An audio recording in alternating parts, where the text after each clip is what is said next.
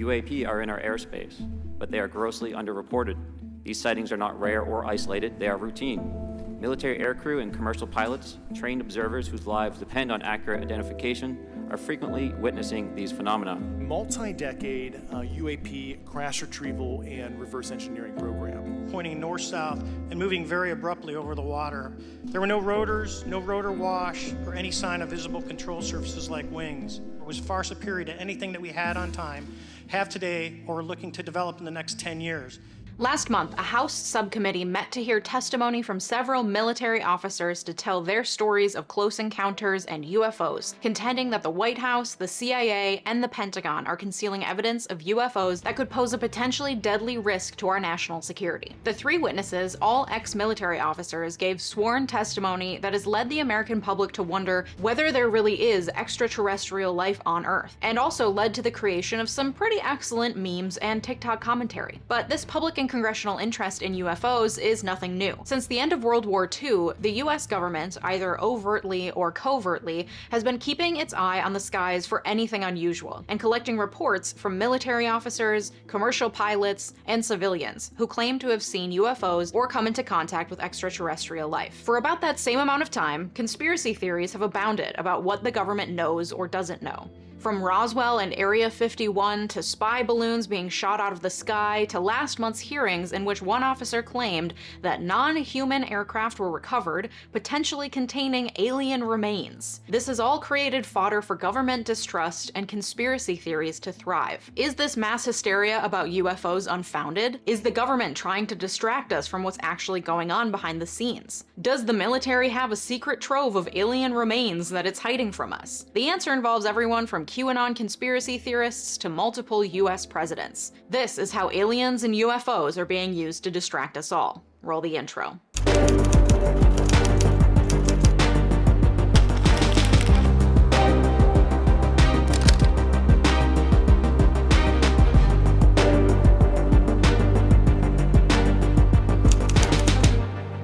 You know what else is out of this world? My partner on today's video, 𝗬𝗫𝗧𝗧. Sorry, I love a good transition. I also love a good vibrator. Yeah, you heard it here first, folks. While I may seem like a buttoned-up lawyer, I am also a modern woman, it turns out. And to prove it to you, my friends at 𝗬𝗫𝗧𝗧 and I are literally sending out free vibrators and gift cards for vibrators to everyone who signs up for my giveaway, linked in the description. You heard that right, folks. Free sex toys. I love this for me, and I especially love this for you. 𝗬𝗫𝗧𝗧 is a woman-founded company for all things sexuality. We're talking sex toys, but also porn, erotica, and even sex ed. 𝗬𝗫𝗧𝗧's mission is to empower everyone to embrace, explore, and celebrate their sexuality. I've been following 𝗬𝗬𝗧𝗧 on Instagram for years. They have really great memes, so I was thrilled to work with them on this, and even more thrilled when they said that this was a giveaway, so I had to give all of you a bunch of free stuff. Sign up for the giveaway at the link in the description. Still not convinced? Well, let me tell you a little bit about what you could win. First of all, look at the cute little charging cases these vibrators come in. They feel like little Tamagotchi pets. Like, I need to keep them alive, keep them charged, and I gotta collect them all. It's so cute. So this one is called the Pebble. It has both suction and vibration, and they can be controlled independently, depending on your mood and wherever the wind takes you on any given day. It's ergonomically built to fit perfectly in your little hand, and it's literally just different levels of intensity. It doesn't come with all of those pattern modes that so many others come with, you know what I'm talking about? Like, listen, I'm not here to yuck anyone's yum, but who wants the Morse code for SOS pre-programmed into their vibrator? You know what I mean? This ship ain't sinking. Okay? I'm super excited for you to try all of these fun toys, so don't miss out on this free giveaway from 𝗬𝗬𝗧𝗧. I'm serious, we're sending out free vibrators and gift cards for vibrators to everyone who signs up. So click the link in the description to sign up today. Thanks, 𝗬𝗬𝗧𝗧. The three ex-military witnesses who testified before the House Oversight Committee's National Security Subcommittee last month claimed that the technology they witnessed in the skies was far superior to anything human beings currently have. Another described a dark gray cube inside a clear sphere flying near military jets, saying that UFO sightings, now called the less sensationalized unidentified anomalous phenomena, were so frequent that they became a normal part of daily briefs. Another claimed that UAP UAP videos since 2021 are under lock and key at the Pentagon, despite the fact that they potentially pose serious existential risks to the American public. The most sensational testimony came from David Grush, an Air Force intelligence officer with a high level of security clearance that made him privy to reports that were unknown to the public. He testified that the Pentagon was conducting a multi-decade-long UAP crash retrieval and reverse engineering program that was not only attempting to recreate the unknown technologies found at those crash sites, but had also recovered biological material of non-human origin. He accused the military of misappropriating funds to shield those secret operations from congressional oversight, and urged Congress to delve deeper into uncovering what the government knows about UAPs for the good of our safety and national security. These claims were denied by spokespeople for the Pentagon. The witnesses made clear that these encounters with UAPs were not rare or isolated. Witness Ryan Graves testified, "I urge us to put aside stigma and address the security and safety issues this topic presents.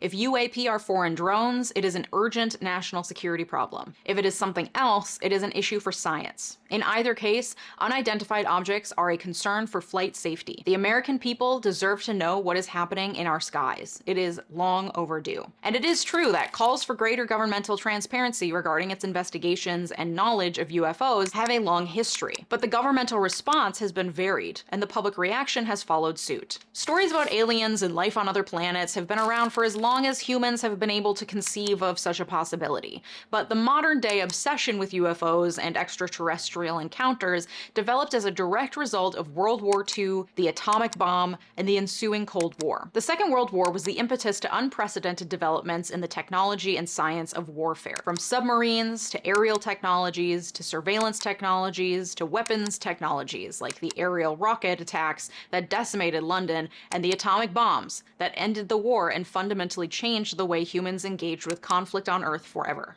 By 1947, Soviet-American friendship completely collapsed. The Truman Doctrine promised to wipe communism from the map, and the Cold War was underway. It's likely no coincidence, then, that after years of advanced technological warfare and constant fears and anxieties over bombs and foreign invasions, that the modern UFO was born this same year in June 1947, when a pilot named Kenneth Arnold claimed to have seen 9 shiny, glittering aircraft flying over Mount Rainier, Washington, describing them as thin, nickel-plated, tailless, pie plate-shaped objects flying in an unusual fashion like saucers skimming across water and traveling at an estimated 1,200 miles per hour, much faster than humanly possible at the time. He immediately went to the media to figure out what it was that he saw. After this first sighting of flying saucers, multiple copycat sightings came in quick succession, first localized in the Pacific Northwest region, but then quickly spreading across the United States and then around the world, including in Roswell, New Mexico, where a military balloon crash-landed and Roswell Army airfield personnel claimed to have recovered debris,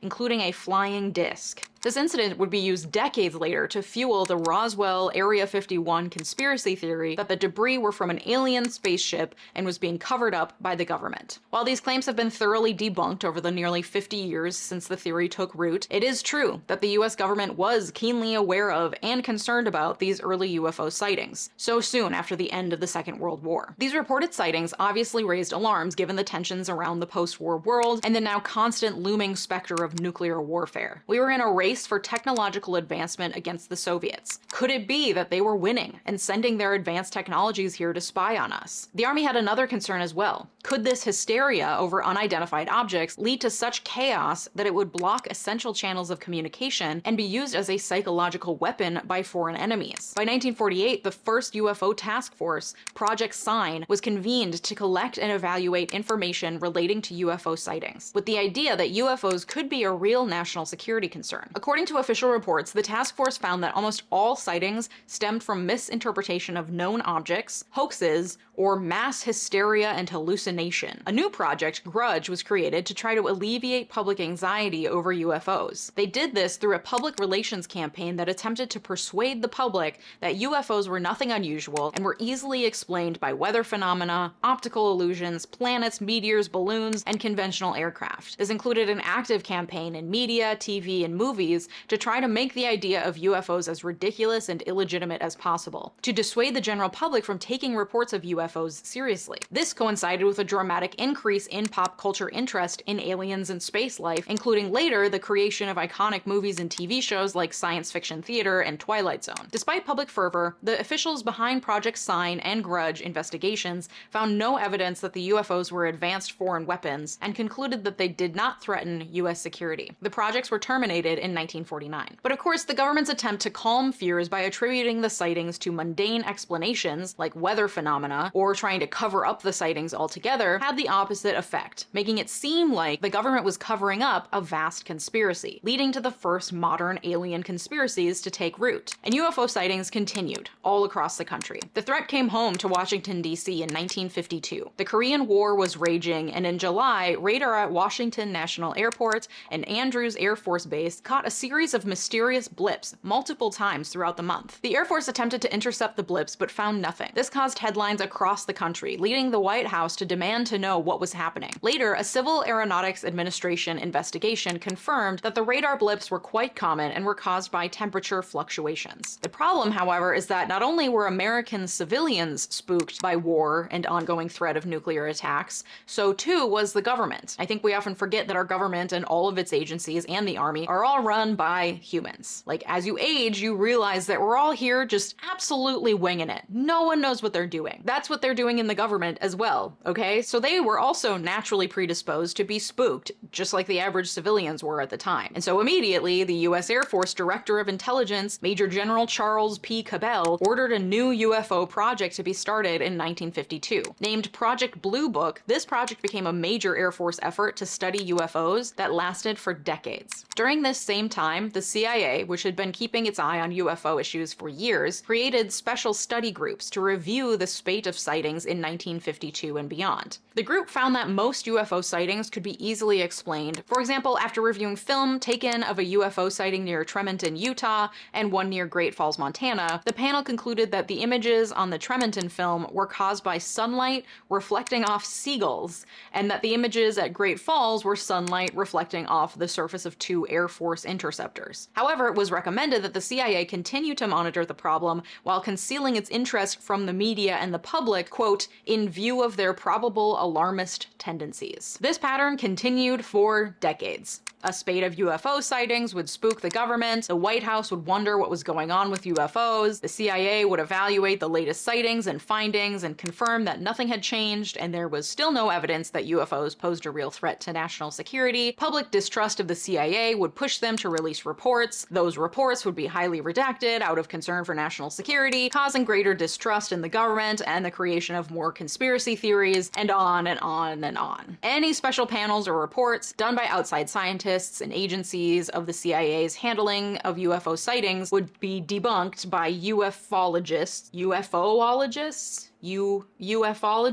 who believed it was all just a major government cover-up, and all of it would be sensationalized by the press. For example, in the late 1970s, after a series of Freedom of Information Act requests and lawsuits by ufologists, the CIA turned over about 800 pages of documents relating to UFO investigations. Despite the fact that there was no smoking gun, and the documents just showed that there was a general low-level interest of UFO phenomena over the previous few decades, the New York Times reported that the declassified documents confirmed intensive government concern over UFOs and that the CIA was secretly involved in the surveillance of UFOs. No matter how much material the CIA released and no matter how boring and uninformative the information they released was, people continued to believe in a vast governmental cover-up and conspiracy. Because the mere fact that it was on the CIA's radar and that the agency wasn't sharing every detail with the public was enough to confirm for those who were looking for confirmation that a major cover-up was afoot. The only evidence of an actual CIA cover-up dropped in 1997 in a story that was once again sensationalized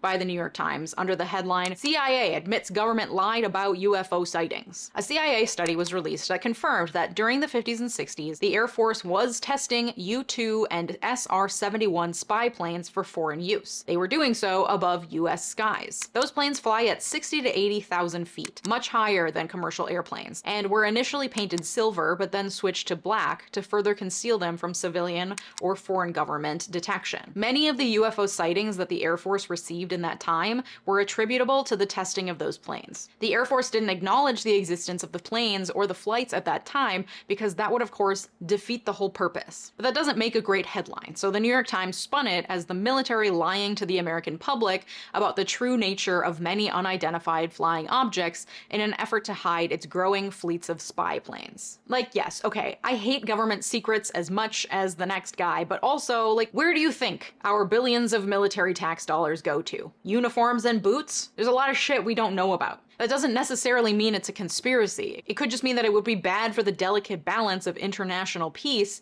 for other countries to know some of the shit we're doing. That's also concerning, but that doesn't mean aliens, you know? And another sensationalist New York Times heading is behind the more recent growth of interest in UFOs that we've seen over the last 6 years. In 2017, a former US Defense Department official, 𝗬𝗟𝗍𝗪𝗏, leaked video and reports of sightings by US Navy pilots in 2004, 2014, and 2015, as well as reports of a Pentagon program funded by $22 million in the annual defense budget called the Advanced Aerospace Threat Identification Program. According to the New York Times article, thrillingly called Glowing Auras and Black Money, the Pentagon's Mysterious UFO Program. The Defense Department has never before acknowledged the existence of the program, which it says shut down in 2012. But its backers say that while the Pentagon ended funding for the effort at that time, the program remains in existence. They call the program shadowy, but then go on to confirm basically that it was shut down and given very little attention by higher-ups. Like, which is it, my dude? A vast cover-up or an afterthought? It can't be both, and yet that seems to be the ringing complaint, that government programs to study UFOs are both too shadowy and secretive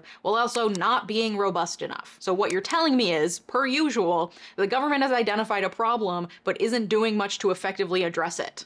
Great. Get in line. That's not a conspiracy, that's the US government in a nutshell. And that sensationalization continues today, spurred on by further reports on UFOs released by the Director of National Intelligence and a new group formed by the Pentagon in 2021 to detect and identify objects in restricted airspace. Not to mention the sightings and shooting down earlier this year of various reported spy balloons flying over the US. That, combined with a world that feels as fraught and unstable as I imagine it felt right after 2 atomic bombs changed the nature of warfare and international relations forever, we are in the aftermath of a global existential threat in the form of the COVID-19 pandemic, not to mention a recession and a growth of far-right extremism the world over. To say we're a little on edge is an understatement. And for whatever reason, whenever the country is on edge, be it nuclear war, the Cold War, the Korean War, or a global pandemic, we somehow get really caught up in figuring out if aliens have landed here or not. And of course, every time a new report is released or a hearing is held on UFOs, that makes for a great headline, whether you're the New York Times or a lowly YouTuber. But the problem with this sensationalization of UFOs and aliens, and a grand government conspiracy to cover it all up, is that conspiracy theorists tend to be a group of people who are looking for simple, conspiratorial explanations for everything. So one conspiracy theory can confirm and reinforce the next, and so on and so forth, and what you get is a mess of conspiracy theorists who believe there's an international cabal of Jews and elites with ties to alien life who are fighting against the one true leader